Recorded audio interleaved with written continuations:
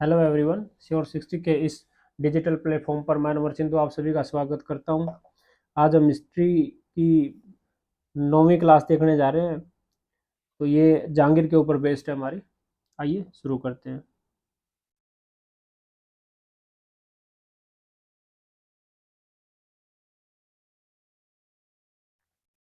जहांगीर ये अकबर के बेटे थे और इनका जन्म जो हुआ था वो फतेहपुर सीकरी के अंदर हुआ था।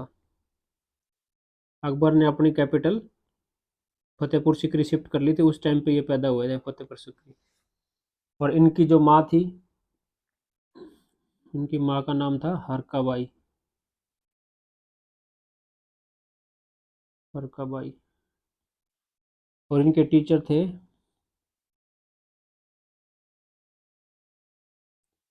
अब्दुल रहीम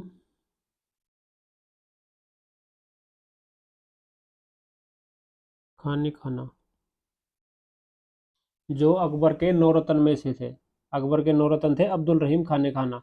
वो इनको क्या किया था, अकबर ने अपने बेटे जो सलीम था इनका बेटा, उसका क्या बना दिया था, टीचर बना दिया था। तो ये 1605 से 1627 तक रूल करते हैं। और इनका कोरोनेशन होता है, जो इनका राज्याभिषेक होता है वो आगरा के अंदर किया जाता है 1605 के अंदर।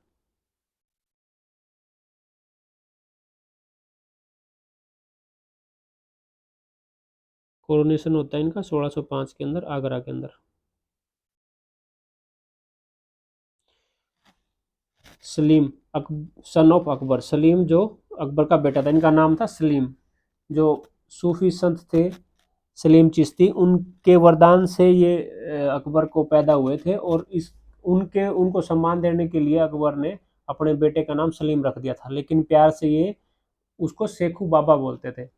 तो सलीम इनका जो जहांगीर, जहांगीर इनका नाम नहीं, ये टाइटल है इनका Jahangir.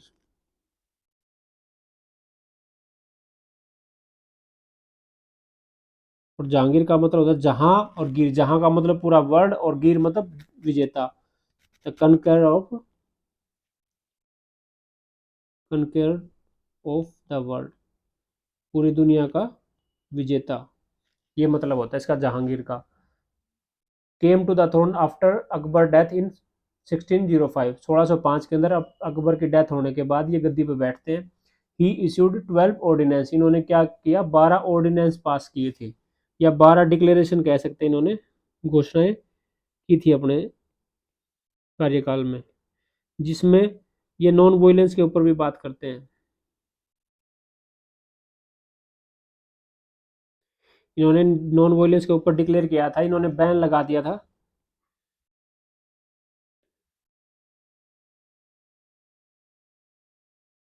Ban on animal killing, किसी भी तरह के किसी पशु की हत्या नहीं की जाएगी। ऑन द ओकेजन ऑफ,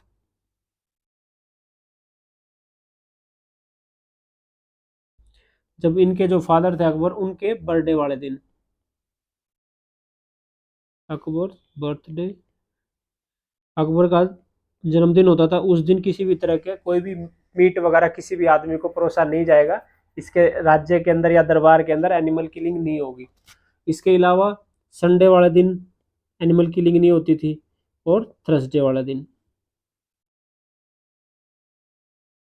जो गुरुवार का दिन होता है, ये ज्यादातर हमारे गुरुओं के लिए होता है। किसी भी धर्म के अंदर देखना, जो थर्सडे वाला का दिन होगा वो उनके जो गुरु होंगे, जिसको वो मानने वाले होंगे, उनके लिए रखा होता है दिन, थर्सडे वाला दिन, संडे थर्सडे।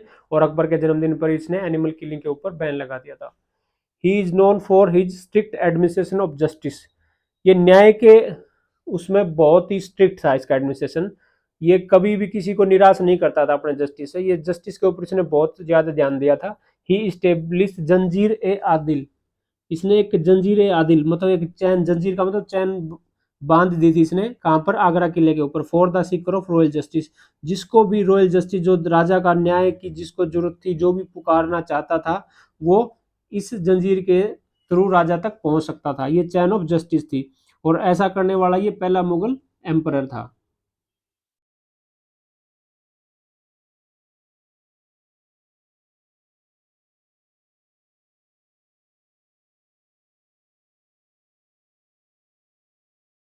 जंजीर ए आदिल, इसको चैन ऑफ जस्टिस भी कहा जाता है।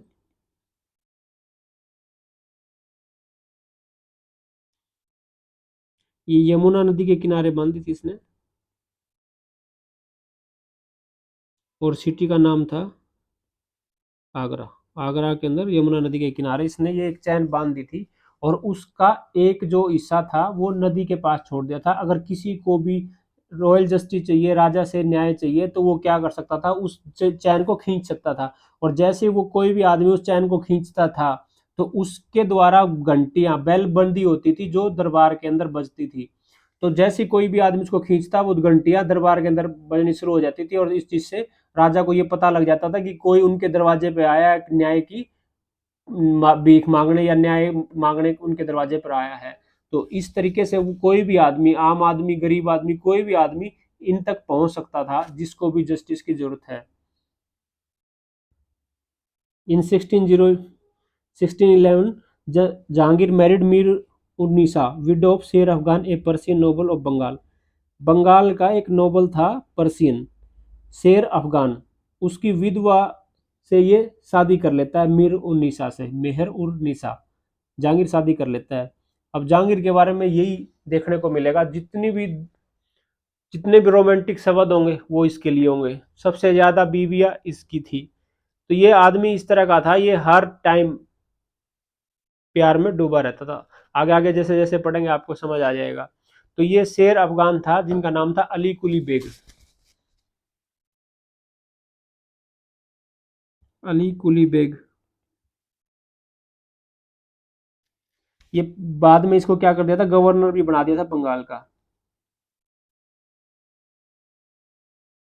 गवर्नर ऑफ बंगाल, बंगाल का गवर्नर बना दिया गया था। और ये बाद में अपने आप को इंडिपेंडेंट घोषित करता है ये। तो इस ये मतलब इंडिपेंडेंट घोषित करता है, तो इसके इंडिपेंडेंट अपने आप को घोषित करने को क्या समझा जाएगा, इसका समझा जाएगा कि इसने क्या किया, रिवोल्ट किया। और इसके रिवोल्ट को दबाने के लिए जहांगीर खुद जाता है और अली कुली बेग की हत्या कर देता है। और वहां उसकी जो विडो थी मेर उन्निसा, उसे शादी कर लेता है। कि कुछ इतिहासकार ऐसे भी लिखते हैं कि इसने शेर अफगान था जो अली कुली बेग, इसने किसी भी तरह का कोई रिवोल्ट नहीं किया था। जहांगीर को पता लग गया था कि इसकी बीवी बहुत सुंदर है, और इसको पाने के लिए उसने जानबूझ से एक ड्रामा रचा कि इसने रिवोल्ट कर दिया और इसको मैं दबाने जा रहा हूं। ये इसने नाटक किया था, कुछ इतिहासकार ऐसा लिखते हैं, इसको पाने के लिए।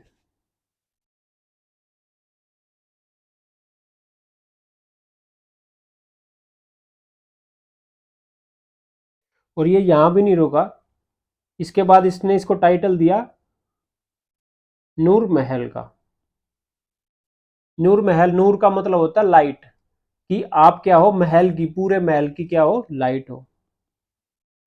का मतलब होगा लाइट ऑफ द पैलेस। और उसके बाद फिर उसी को उसका टाइटल ये रिवाइज कर देता है, उसको और बढ़ा चढ़ा देता है, उसको अतिशयोक्ति अलंकार का यूज कर लेता है। उसको फिर कह देता है नूर जहां, कि आप इस महल की ही नहीं बल्कि पूरी दुनिया की लाइट हो, लाइट ऑफ द वर्ल्ड। तो आप यहां से आइडिया लगा सकते हो किस तरह का आदमी था। औरतों को खुश रखने वाला आदमी था। इसके सारे टैक्ट ऐसे ही होते थे। Later on she was given the title Nur Jahan, बाद में ये क्या टाइटल देता है उसको, नूरजहां टाइटल देता है। Nur Jahan exercise tremendous influence over the state affair.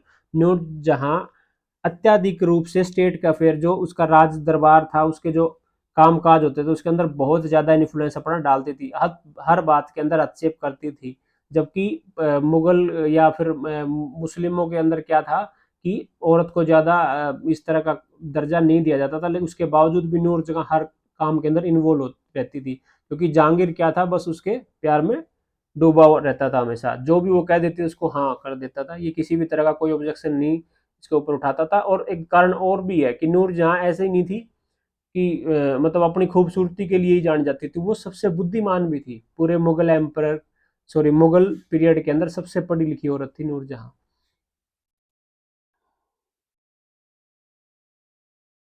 Most educated person in Mughal period के दौरान दो आदमी सबसे ज्यादा पढ़े लिखे थे, जिसमें मेल की बात करें, अगर पुरुष की बात करें तो दारा सिखो, जो औरंगजेब के भाई थे या शाहजहाँ के बेटे थे। और फीमेल के अंदर Noor Jahan.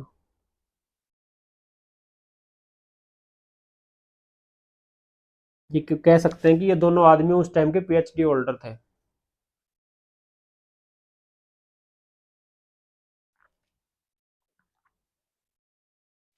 She was made the official बादशाह बेगम, इसको क्या बना दिया था ऑफिशियली, बादशाह बेगम बना दिया था। तो जो जो जैसे एक राजा है उसकी कई सारी बीवियां होती थी, तो उन सभी को एक पोस्ट के ऊपर रखा जाता था कि किसका काम क्या है, किसका क्या। तो इसको क्या काम मिला था, इसकी क्या थी, बादशाह की बेगम बना दिया था इसको, बादशाह या बादशाह की बेगम। ये मतलब उसकी पर्सनल बेगम बना दी थी बादशाह की, ये अपने साथ रखता था उसको। जहांगीर इश्यूड कॉइन्स ज्वाइंटली नूर जहां name and his own, Jahangir ने सिक्के जारी किए जिसमें उसने खुद और नूरजहां का नाम लिखवाया था, खुद का और नूरजहां का। खुद का तो लिखवाया क्योंकि रूलर था, उसके साथ साथ नूरजहां का इन्फ्लुएंस इतना था इसके ऊपर, ये आप देख भी सकते हो कि इसने इसका सिक्कों के ऊपर भी नाम लिखवा दिया था। जबकि दिल्ली सल्तनत के टाइम पे रजिया सुल्तान के को कैसे ट्रीट किया जाता है, इन्हीं के द्वारा।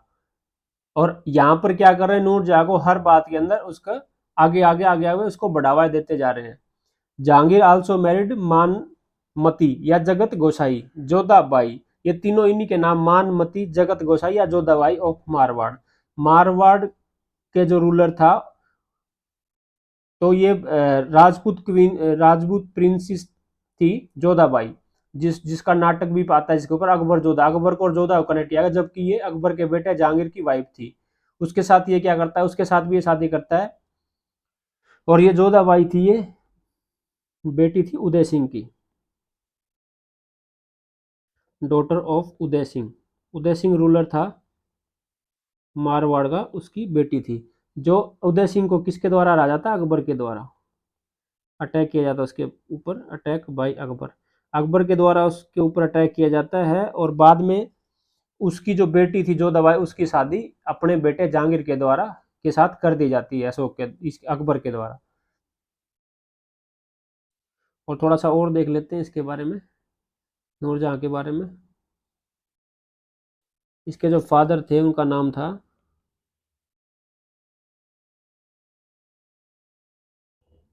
मिर्जा गियास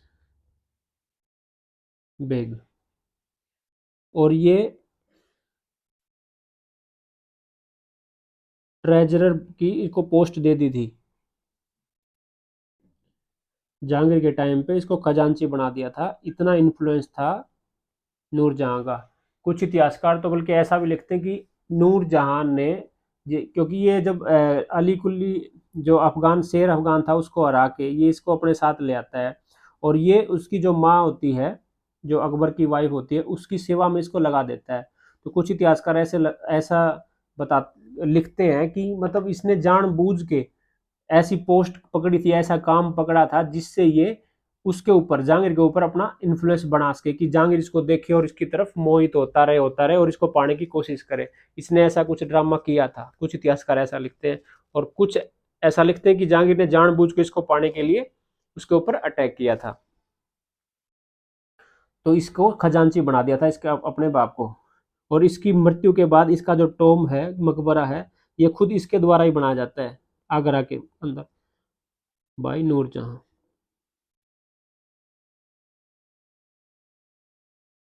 और ये पहला मकबरा था जिसके अंदर कंप्लीट वाइट मार्बल का प्रयोग हुआ था। फर्स्ट टॉम था जिसके अंदर कंप्लीट वाइट मार्बल का यूज हुआ था, कंप्लीट वाइट मार्बल से बना है। और इसी का बाद में इन्फ्लुएंस ताजमहल के ऊपर देखा जा सकता है।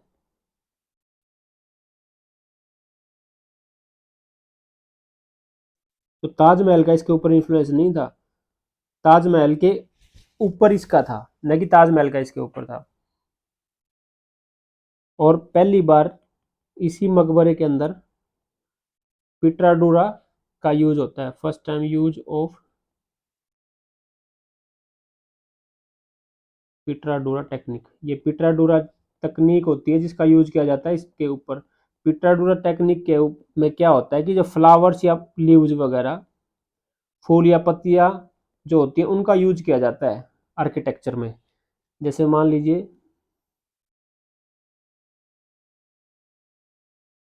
ये कोई भी एंट्रेंस किसी भी बिल्डिंग का बनाया जा रहा है, तो इस एंट्रेंस के ऊपर ऐसे फ्लावर्स वगैरह बनाने या कोई पत्तियां वगैरह बनानी, इस तरह का। अब ये फ्लावर भी तो नहीं बनाना आएगा मेरे को। तो ये इस तरह का यूज किया गया था, इसको बोलते हैं पिट्राडूरा टेक्निक। तो ये पहली बार यूज किया गया था इंडिया के अंदर, और किस जगह पे हुआ था ये? मिर्जा गियास बेग के मकबरे के ऊपर किया गया था, और ये बहुत ही शानदार बनाया गया मकबरा।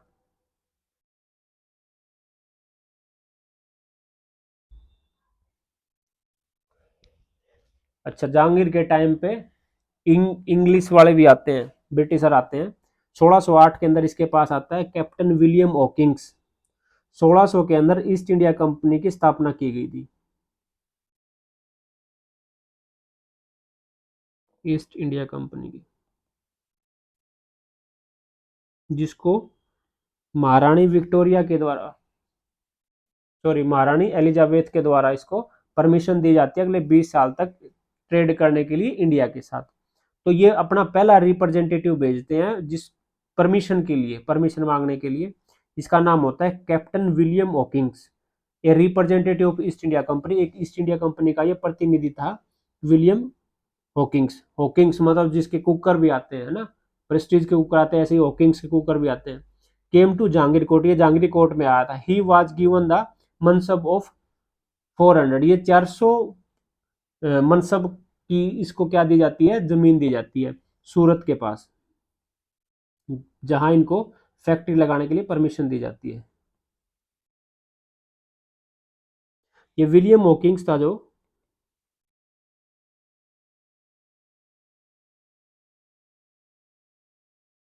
1603 के अंदर भारत के अंदर आया था, 1603 में। फिर इसको ये अकबर के लिए आया था, लेकिन ये डिप्लोमेसी जानता था ये उनको, ताकि मैं मुगल एम्परर को खुश कर सकूं, इसके लिए ये क्या करना शुरू कर देता है, ये पर्शियन लैंग्वेज सीखना शुरू कर देता है। और जब तक ये लैंग्वेज सीख रहा होता है, अकबर की क्या हो जाती है? डेथ हो जाती है।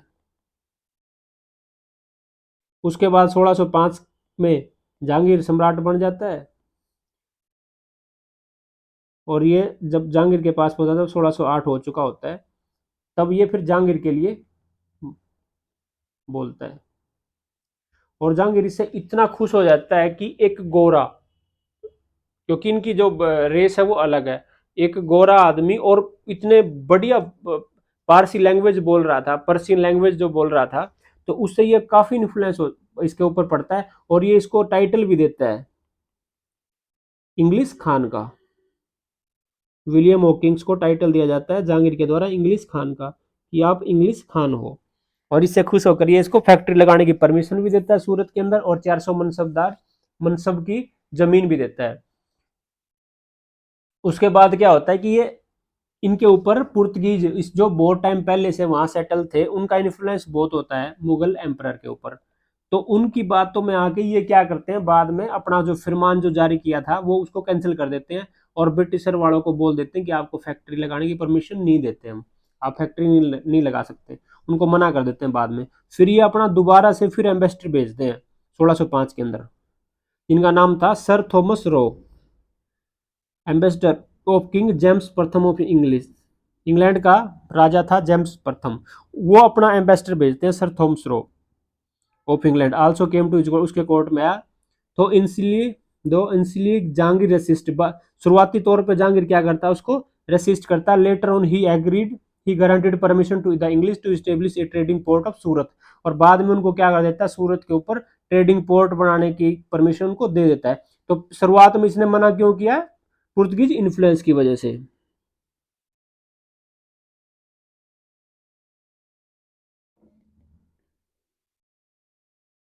लेकिन बाद में एक युद्ध होता है पुर्तगीज के बीच और ब्रिटिशर के बीच, जिसमें ब्रिटिश वाले पुर्तगीज को हरा देते हैं। उसके बाद इनको समझ आ जाती है कि नहीं, ये कोई ऐसे आने वाले नहीं है, इनके पास भी काफी सारी ताकत है। मतलब क्योंकि इन्होंने जब क्योंकि इनके दिमाग में ये था कि पुर्तगीज के साथ हमारा व्यापार पहले से चल रहा है और हम इसमें ठीक ठाक हमें इसका रिवेन्यू आ रहा है। अब ये अगर किसी थर्ड आदमी को या नए आदमी को अगर परमिशन देते हैं तो ये इनसे बुरा मान जाएंगे, जिससे हमारा रिवेन्यू का लॉस होगा। लेकिन जैसे ही इनको हराते हैं तो इनको समझ में आ जाता है कि पुर्तगीज से बड़ी पार्टी है ये, तो अब बड़ी पार्टी है तो उसके साथ हर कोई हाथ मिलाना चाहेगा, तो इसलिए ये बाद में उनको क्या कर देते हैं, परमिशन दे देता है ये Jahangir. A political triumph during Jahangir reign was the submission of Rana Amar Singh of Mewar. जो राणा आमेर सिंह होते हैं मेवाड़ के, वो बाद में जहांगीर के आगे क्या कर देते हैं, सबमिशन कर देता है, मतलब उसके आगे हार मान लेते हैं अपनी। तो ये इनके लिए पॉलिटिकल विजयी थी। और ये राणा आमेर सिंह ये क्या थे, ये महाराणा प्रताप के बेटे थे।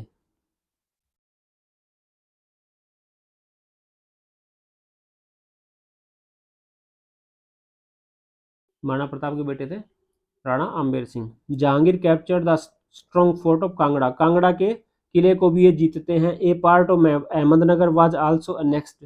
अहमदनगर का एक पार्ट इनके द्वारा जीता जाता है। और Malik Ambar ceded back to the Mughal the territory of Balaghat Maharashtra. जो महाराष्ट्र का रीजन है उसका बालघाट का रीजन मलिक आम्बेर जो क्या है अहमदाबाद के रूलर हैं, वो वापिस से फिर मुगलों से वो अपनी टेरिटरी को वापिस जीत लेते हैं। ये कह सकते हैं कि ये शुरुआती तौर पर जहांगीर इस अहमदनगर को जीतने में सफल होते हैं बाद में, लेकिन उसको उनके हाथ से ये चीज चली जाती है, वापिस से ये इसके रिगेन कर लेते हैं मलिक अंबर, रूलर ऑफ अहमदनगर। अब ये अहमदनगर दोबारा से फिर इनके हाथ से चला गया। उसके बाद फिर इसके बाद बहुत लास्ट तक हर कोई ट्राई करता है। फिर अब ट्राई इसके बाद कौन करेगा, औरंगजेब करता है अहमदनगर को अपने उसमें एम्पायर के अंदर शामिल करने की, और वो कर भी लेता है।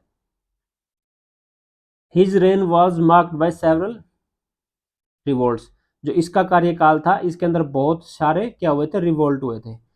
और अगर दिल्ली सल्तनत की बात करें तो सब मैक्सिमम रिवोल्ट किसके टाइम पे हुआ था, मैक्सिमम रिवोल्ट हुए थे मोहम्मद बिन तुगलक के टाइम पे। और अगर इसकी बात करेंगे तो किस में हुआ था, जहांगीर के टाइम पे, मोहम्मद बिन तुगलक एमबीटी। और अगर बात करेंगे तो मुगल एम्पायर की, तो जहांगीर के टाइम पे।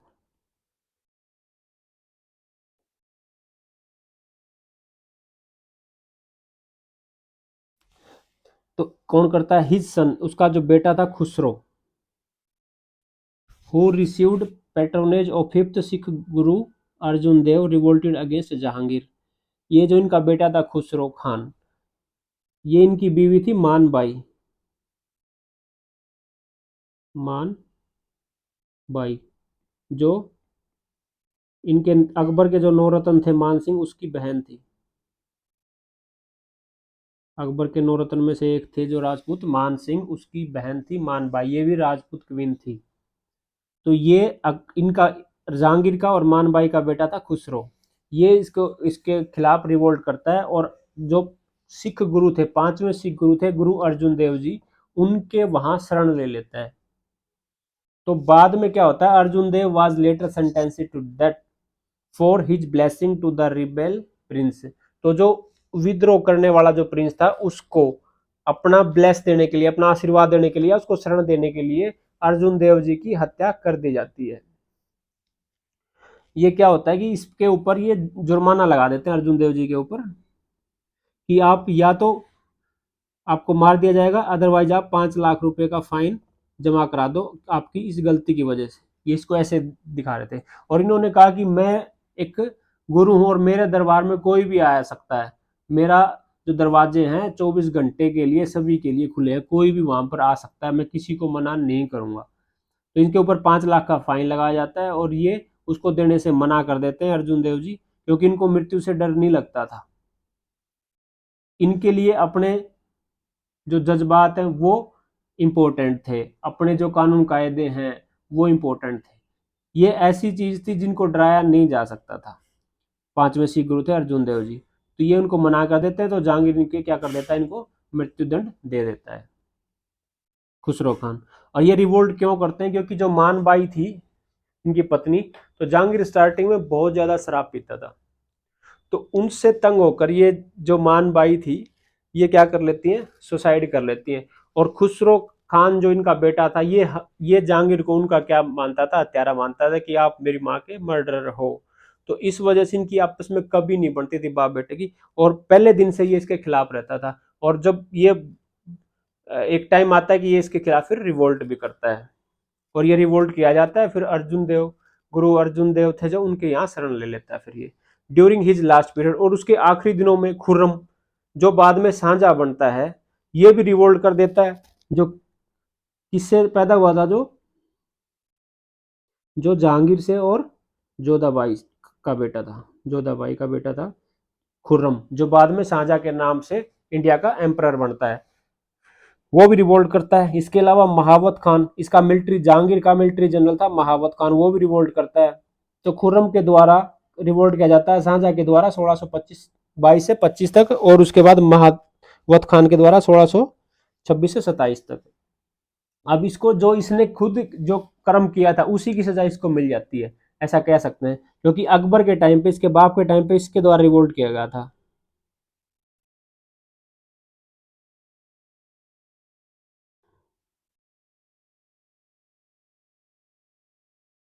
जहांगीर के द्वारा रिवोल्ट किया था। अब इसको समझ आ गई, जब इसकी औलाद रिवोल्ट करती है तो कैसा फील होता है। तो अब ये कह सकते हैं कि इनडायरेक्टली अकबर का बदला उसकी औलाद ने इससे ले लिया।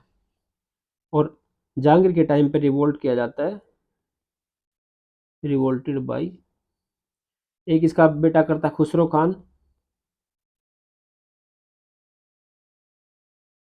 और इसका दूसरा बेटा खुर्रम,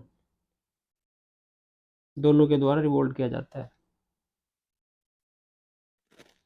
तो आप देख सकते हो उसकी कितनी बीवियां, एक नूर जहां है, एक दूसरी कौन है, जोधाबाई है, उसके अलावा खुसरो खान जो मानबाई थी, मानबाई की थी, और इसके अलावा एक और जिक्र मिलता है इसका, सलीम का और अनारकली का, सलीम एंड अनारकली की लव स्टोरी भी काफी फेमस थी।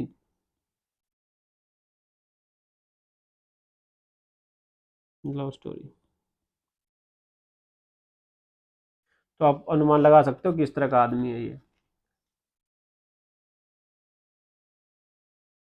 ही wrote his memories Tuzuk Jahangiri in Persian, ये पर्सियन लैंग्वेज के अंदर अपनी ऑटोबायोग्राफी लिखता है, तुझके जहांगीरी ऑटोबायोग्राफी। और इसके अलावा मुगल पीरियड के अंदर ऑटोबायोग्राफी लिखने वाला दूसरा शासक कौन था, बाबर, जो अपनी ऑटोबायोग्राफी लिखता है, बाबर, बाबर नामा।